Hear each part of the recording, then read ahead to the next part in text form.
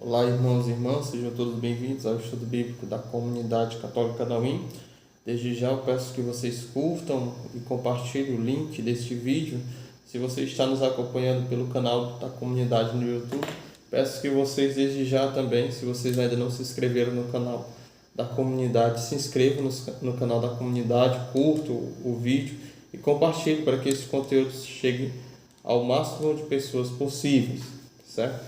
Nós vamos hoje fazer o estudo bíblico baseado no capítulo 12 do Evangelho de São Mateus.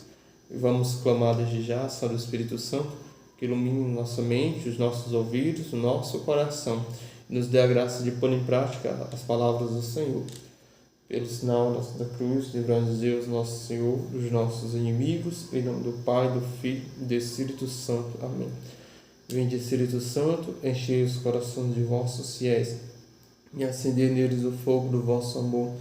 Enviai, Senhor, o vosso Espírito, e tudo será criado, e renovareis a face da terra. Oremos, ó Deus, que instruíste os corações de vossos fiéis, com a luz do teu Espírito Santo, fazei que apreciemos corretamente todas as coisas, segundo o mesmo Espírito, e gozemos sempre de suas consolações. Por Cristo, Senhor nosso. Amém. Senhor, aumentai em nós a fé e fazei brilhar em nós a luz do teu Espírito Santo. Amém. Vem, Espírito Santo, sobre nós, pela intercessão de Nossa Senhora, e roga por nós, ó Mãe Santíssima, para que possamos compreender. Dai-nos a sabedoria e discernimento. Amém. Bem, irmãos, hoje pegar sua Bíblia, sua caneta, para que você grife as partes que mais lhe chamaram a atenção. Vamos hoje para o capítulo 12 do Evangelho de São Mateus, Se você pode dar uma pausa no vídeo e pegar a sua Bíblia. As espigas arrancadas. Versículo 1. Por esse tempo, Jesus passou no sábado pelas plantações. Os seus discípulos, que estavam com fome, puseram-se a arrancar espigas e a comê-las. Os fariseus, vendo isso, disseram: Olha só, os teus discípulos a fazerem o que não é lícito fazer no sábado. Mas ele respondeu: Não lestes o que fez Davi e seus companheiros quando tiveram fome? Como entrou na casa de Deus, e como eles comeram os pães da proposição, que não era lícito comer, nem a ele, nem a os que estavam com ele, mas exclusivamente os sacerdotes. Ou não lestes na lei, que como seus deveres sabáticos os sacerdotes no templo violam o sábado e ficam sem culpa? Digo-vos que aqui está algo maior do que o tempo. Se soubesses o que significa misericórdia é que eu quero, e não sacrifício, não condenaríeis os que não têm culpa, pois o Filho do Homem é Senhor no sábado. Primeira coisa que a gente vê aqui, os discípulos estão caminhando por um campo de trigo, de plantações, e eles começam a arrancar espigas e comer. O primeiro que é questionável aqui pelos fariseus não é nem tanto a questão deles estarem no campo que não pertence a eles, porque pela lei antiga era possível um pobre, as pessoas que eram necessitadas, andarem nas plantações de outras pessoas e tirarem aquilo que pudessem comer. O que os fariseus estão reclamando aqui seria pela questão de que seria no sábado. E Jesus ele disse que ele é o Senhor do sábado. E aí também vai citar quando Davi com seus companheiros entraram no templo de Deus, na casa de Deus, e comeram aqueles pães que eram de exclusividade dos sacerdotes, e como eles não ficaram sem culpa. Jesus também vai falar também que para que a gente compreenda que Deus quer a misericórdia e não o sacrifício, que importa para Deus mais a misericórdia do que o sacrifício. Até um preceito dado a nós por Deus, dado àquele povo do Antigo Testamento, que era o repouso sabático, ele tinha menor valia do que a questão da misericórdia, do que atender os necessitados, do que fazer obras de misericórdia. Por isso que nós devemos, antes de condenarmos aos outros, sabemos que primeiro a misericórdia, mais importante do que até mesmo o sacrifício, mesmo que seja uma prescrição. Mas primeiro tem que haver a misericórdia, né? Atender aquele que está necessitado, certo? Cura de um homem com a mão atrofiada. Partindo dali, entrou na sinagoga deles. Ora, ali estava um homem com a mão atrofiada. Então perguntaram, a fim de acusá-lo: é lícito curar aos sábados? Jesus respondeu: quem haverá dentre vós que, tendo uma só ovelha e caindo nela numa cova em dia de sábado, não vai apanhá-la e tirá-la dali? Ora, um homem vale muito mais que uma ovelha. Logo é lícito fazer o bem aos sábados. Em seguida disse ao homem: estende a mão. E ele a estendeu, e ela ficou sã, como a outra. Então os fariseus, saindo dali, tramaram contra ele sobre como acabariam com ele. Aqueles fariseus que estavam lá tentando pegar Jesus, né, na palavra, eles perguntam a Jesus se é lícito ou não curar no sábado. E Jesus, ele diz que as pessoas que têm as suas ovelhas, que suas ovelhas caem no buraco no mesmo dia de sábado, eles vão lá retirá-las do buraco. Mas Jesus não está condenando essa atitude. Está dizendo que se eles têm compaixão de uma ovelha, quanto mais Deus tem compaixão do homem, que vale muito mais que a ovelha. Então, era lícito e é lícito curar no dia de sábado, né? E Jesus afirma isso de uma maneira que eles já não têm como refutar. E a partir dali eles já começam a tramar como irão matar a Jesus. Continuando aqui, Jesus é o servo de Yahvé, versículo 15. Ao saber disso, Jesus afastou-se dali. Muitos o seguiram, e ele curou a todos, e os proibia severamente de torná-lo manifesto, a fim de que se cumprisse o que foi dito pelo profeta Isaías: eis meu servo, a quem escolhi, o meu amado, em quem a minha alma se compraz. Porei o meu espírito sobre ele, e ele anunciará o direito às nações. Ele não discutirá, nem clamará, nem sua voz nas ruas se ouvirá. Ele não quebrará o caniço rachado, nem apagará a mecha que ainda fumega, até que conduza o direito ao triunfo, e o seu nome as nações porão em sua esperança. Jesus e Beelzebul, versículo 22. Então trouxeram-lhe um endemoniado, cego e mudo, e ele o curou, de modo que o mudo podia falar e ver. Toda a multidão ficou espantada e pôs-se a dizer: não será este o filho de Davi? Mas os fariseus, ouvindo isso, disseram: ele não expulsa os demônios, senão por Beelzebul, príncipe dos demônios. Conhecendo seus pensamentos, lhes disse: todo reino dividido contra si mesmo acaba em ruína, e nenhuma cidade ou casa dividida contra si mesmo poderá subsistir. Ora, se Satanás expulsa Satanás, está dividido contra si mesmo. Como então poderá subsistir seu reinado? Se eu expulso os demônios por Beelzebul, por quem expulsam os vossos adeptos? Por isso, eles mesmos serão vossos juízes. Mas se é pelo Espírito de Deus que eu expulso os demônios, então o reino de Deus já chegou a vós. Ou como alguém pode entrar na casa de um homem forte e roubar os seus bens, se primeiro não o amarrar? Só então poderá roubar sua casa. Quem não está a meu favor, está contra mim, e quem não ajunta comigo, dispersa. Por isso vos digo, todo pecado e blasfêmia serão perdoados aos homens, mas a blasfêmia contra o Espírito não será perdoada. Se alguém disser uma palavra contra o Filho do Homem, ser-lhe-á perdoado. Mas se disser contra o Espírito Santo, não lhe será perdoado, nem nesta era e nem na outra. Jesus, ao curar o endemoniado, os fariseus acusam ele de estar usando o poder do demônio para curar os endemoniados. Então Jesus vai dizer, né, que nenhum reino dividido contra ele mesmo irá subsistir. Jesus fala também que aquele que não está com ele está contra ele. Quanto a Jesus, não há como ficar indiferente, não tem como ficar em cima do muro. Ou você de fato está com Jesus e segue-o, ou você está contra ele. Não existe aquele: não, eu não vou seguir Jesus, mas eu tenho como um profeta, como uma pessoa que veio trazer a luz para a terra. Não. Jesus não há como se comparar com Buda ou com outro qualquer que se avulte como Deus ou como mensageiro ou como enviado. Jesus não é isso. Jesus é o próprio Deus encarnado e presente aqui. Então, ou você aceita Jesus como seu Salvador e o segue, ou você está contra ele. Em relação a Jesus, não há um meio termo, certo?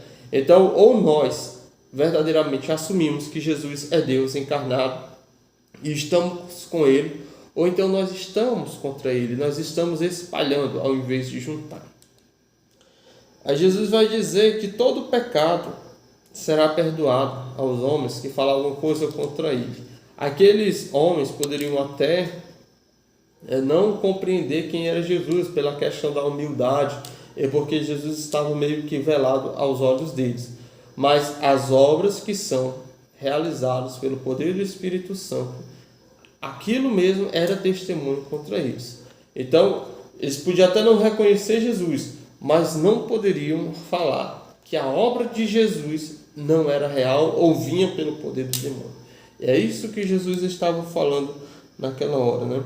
E aí, outra coisa interessante para a gente notar é que o pecado contra o Espírito Santo não será perdoado nem nesta era e nem na outra. Então, aqui mais uma vez a gente já vê traços do purgatório, né? Que Jesus já deixa uma deixa para a gente, que ainda há uma outra era que a gente será perdoado. Para nós católicos, nós acreditamos que quando nós não morremos em estado de graça, né? Não morremos plenamente na graça de Deus, ainda há uma possibilidade de nós irmos para o purgatório e de lá irmos para o céu. Do purgatório não tem como você ir para o inferno. É essa outra era que seremos perdoados, certo? A partir de que você, digamos que nós estejamos condenados ao inferno, lá não vai ter mais como sermos perdoados. Mas lá no purgatório é que há essa purificação e a gente é perdoado e consegue passar para o céu, certo? Então essa era aqui também já é um indício que Jesus nos deixou sobre o purgatório. As palavras manifestam o coração.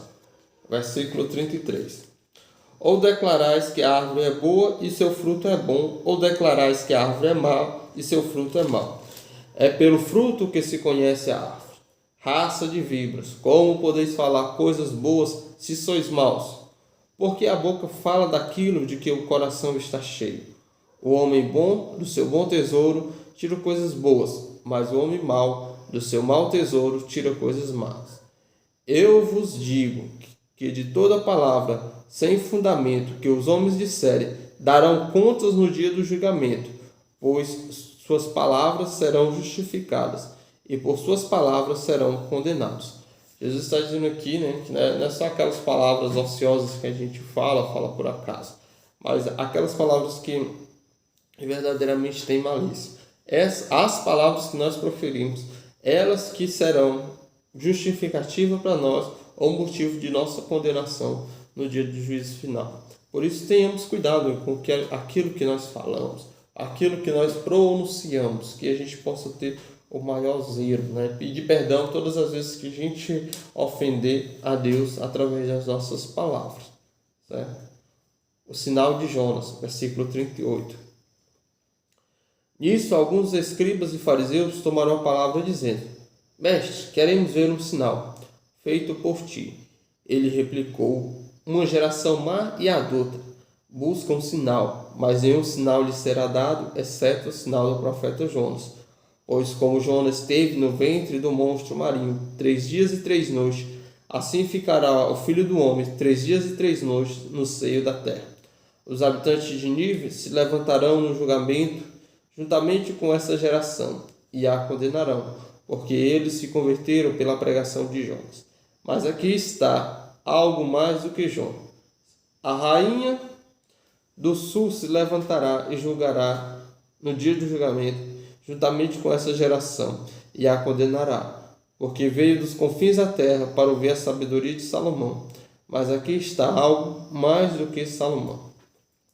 Aqueles fariseus, apesar de Jesus ter feito vários milagres, de sua palavra ser eficaz, eles ainda queriam pôr Jesus à prova, né? Queriam que Jesus fizesse um milagre para que eles pudessem se dizer convencidos. Mas a verdade é que aqueles que verdadeiramente se obstinam em não escutar a Jesus, nenhum milagre lhes será suficiente. Jesus disse que não seria dado outro sinal para eles, a não ser o sinal do profeta Jonas. Assim como Jonas teve 3 dias no seio do monstro marinho, Jesus teve 3 dias no seio da terra. E ele ressuscitou. E este tem que ser o sinal para nós, suficiente para a nossa conversão. Tem que ser o sinal suficiente para que nós creiamos justamente na palavra de Deus e nos arrependamos. Se nós não nos arrependermos, né, Jesus vai dizer que os habitantes de Nínive, eles vão se levantar no dia do julgamento e julgarão a essa geração, né, a nossa geração também, porque nós não cremos na palavra do Senhor. E os ninivitas creram na pregação de Jonas e se converteram, certo? Retorno ofensivo do espírito impuro, versículo 43. Quando o espírito impuro sai do homem, perambula nos lugares áridos, procurando repouso, mas não o encontra. Então diz: voltarei para minha casa de onde saí. Chegando lá, encontra desocupada, varrida e arrumada. Diante disso, vai e toma consigo outros 7 espíritos piores do que ele, e veio habitar aí. E por isso a condição final daquele homem torna-se pior do que antes. Eis o que acontecerá a esta geração má.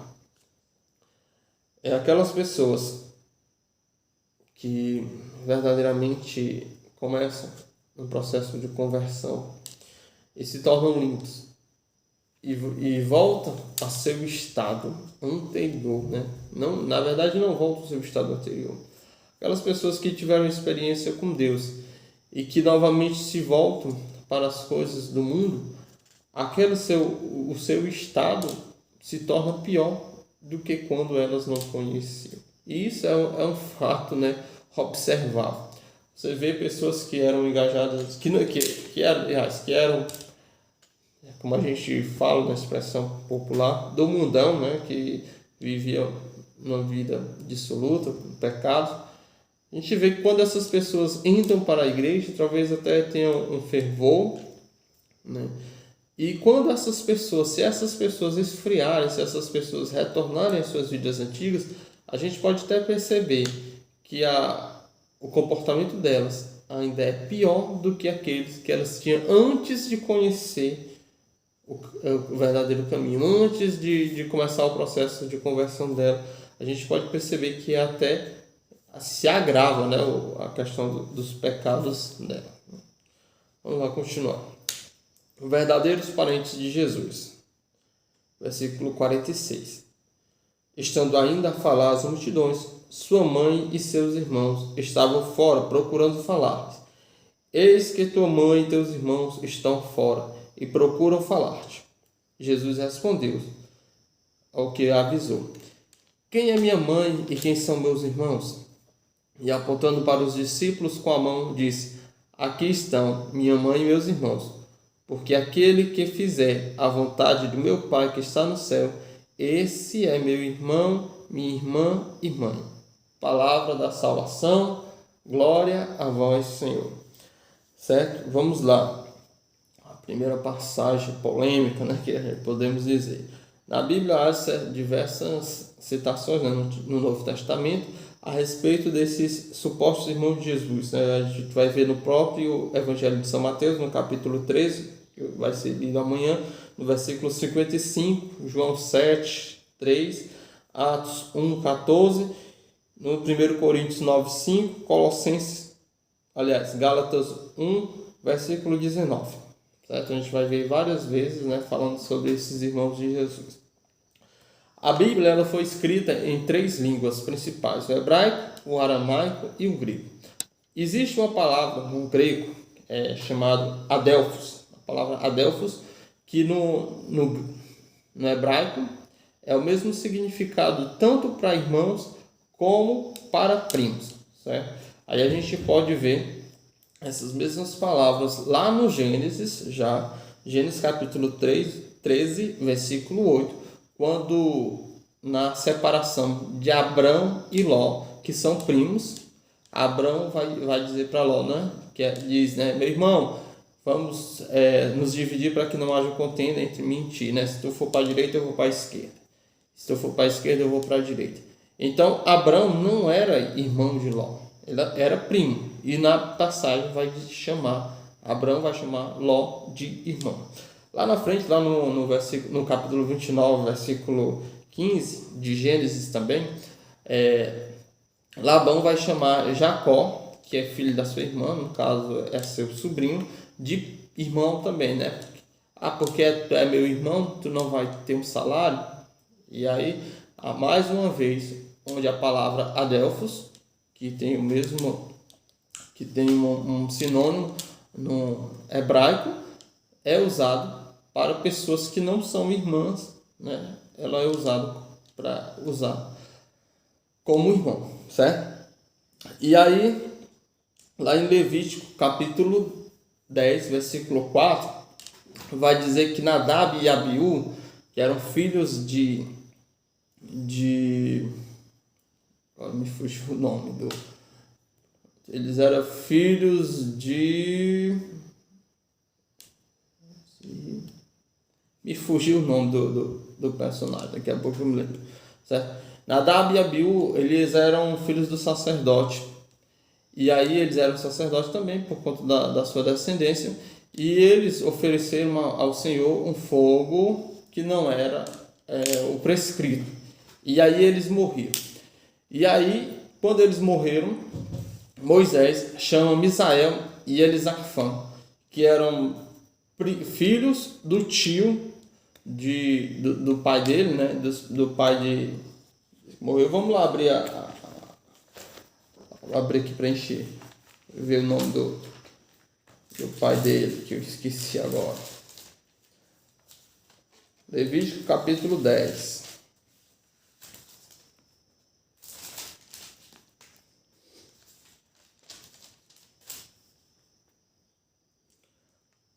Os filhos de Arão, Nadab e Abiú, né? E aí no versículo 4 do capítulo 10 vai dizer: Moisés chamou Misael e Elisafã, filhos de Osiel, tio de Arão, e disse: aproximai-vos e levai vossos irmãos longe do santuário, para fora do acampamento. Então a gente pode ver que eles eram, como a gente chama aqui no Brasil, né, os primos segundos, e mesmo assim na Bíblia chama eles de irmãos. Outra coisa para a gente contextualizar, para mais uma vez, os padres dos primeiros séculos sempre tiveram Maria como virgem perpétua e não admitem, há essa possibilidade de outros filhos.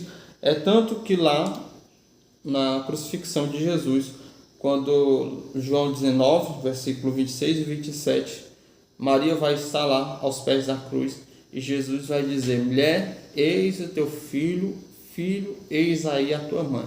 Se Maria tivesse outros filhos, né, Jesus não entregaria a sua mãe para João, mas entregaria sim para um dos seus irmãos, né? Então a gente pode verificar por essa passagem que verdadeiramente Maria não teve outros filhos. E aí Jesus, no final, ele vai apontar para os seus discípulos e vai dizer que os seus irmãos, sua mãe, é aquele que fizer a vontade do Pai. E quem mais fez a vontade do Pai foi justamente Maria, aquela que aceitou plenamente a vontade de Deus, e foi aquela que disse, né: eis aqui a serva do Senhor, faça-se em mim segundo a vossa palavra. Ela foi aquela que mais fez a vontade do Pai. Então, ninguém mais digno de ser a mãe de Jesus do que a própria Maria, certo? E assim nós encerramos o estudo bíblico de hoje, né?